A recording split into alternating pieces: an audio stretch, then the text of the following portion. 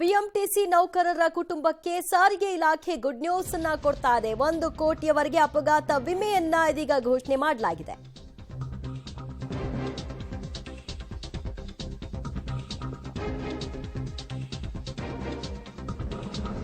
ಕೆಎಸ್ಆರ್ಟಿಸಿಯಲ್ಲಿ ಈಗಾಗಲೇ ಕೊಡಲಾಗ್ತಿತ್ತು. ಅದೇ ಮಾದರಿಯಲ್ಲಿ ಈಗ ಬಿಎಂಟಿಸಿಯ ನೌಕರರ ಕುಟುಂಬಕ್ಕೆ ಅಪಘಾತ ವಿಮೆಯನ್ನ ಕೊಡಲಾಗುತ್ತೆ. ಇಂದಿನಿಂದಲೇ ಇದು ಜಾರಿಯಾಗುವಂತೆ ಸೂಚನೆಯನ್ನು ಕೂಡ ಕೊಡಲಾಗಿದ್ದು, ಈ ಸೌಲಭ್ಯ ಇವತ್ತಿನಿಂದಲೇ ಇದು ಜಾರಿಗೆ ಬರ್ತಾ ಇದೆ. ಬಿಎಂಟಿಸಿ ನೌಕರರ ಕುಟುಂಬಕ್ಕೆ ಸಾರಿಗೆ ಇಲಾಖೆಯಿಂದ ಗುಡ್ ನ್ಯೂಸ್.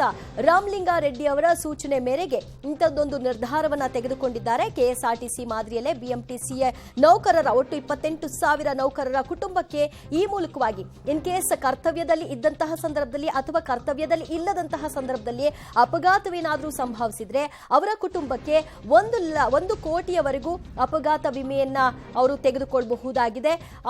ನಾರ್ಮಲ್ ಡೆತ್ ಏನಾದರೂ ಆದಂತಹ ಸಂದರ್ಭದಲ್ಲಿ 10 ಲಕ್ಷವರೆಗೂ ಅವರಿಗೆ ಕೊಡಬಹುದು ಅನ್ನುವಂತಹ ವಿಷಯವಾಗಿಯೂ ಕೂಡ ಇದೀಗಾಗಲೇ ಸಾರಿಗೆ ಸಚಿವರು ಮಾಹಿತಿಯನ್ನ ಹಂಚಿಕೊಂಡಿದ್ದಾರೆ.